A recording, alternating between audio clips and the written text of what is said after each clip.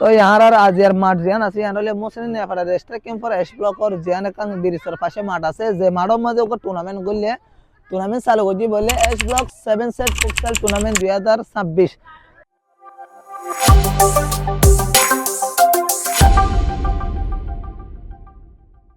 তাহলে এই টুর্নামেন্টের পক্ষ থেকে বেশি বেশি ধন্যবাদ জানা দে র করে যে না রোহিঙ্গা অ্যাসোসিয়েশন ইউকে আছে এবারে বেশি বেশি ধন্যবাদ জানার আরোগ্য অর্গানাইজেশনের ধন্যবাদ জানার দেশের সাথে ইয়ান হইলে যেন রোহিঙ্গা এডুকেশন ডেভেলপমেন্ট সোসাইটি আছে যেন শিক্ষালয়েরা হাজ করে এবারে বেশি বেশি ধন্যবাদ জানা কেলাই এর মেকান সুন্দর প্রতিষ্ঠানের মাঝে ইন্দিলাকান সুন্দর স্পোর্টসের মাঝে খেলাধুলার মাঝে যে খেলাধুলায় পারে একমাত্র মাদকতন হারাপত্য বিভিন্ন হাজত বাঁচা রাখতে পারে এই মেকান জায়গার মাঝে তারা স্পন্সর করছে এবং হেল্প করছে। তাহলে হেল্প মানে গুড়া টুর্নামেন্ট হলো হেল্প বুঝিয়ে দেন হয় জাস্ট গুড়া গুড়া জিনিস অগবাই রোহিঙ্গা অ্যাসোসিয়েশন যেন আছে ইউকে বে ম্যান অফ দ্য ম্যাচ দিয়ে তারপরে রোহিঙ্গা এডুকেশন ডেভেলপমেন্ট সোসাইটি আছে দিবে অগ কাপ দিয়ে।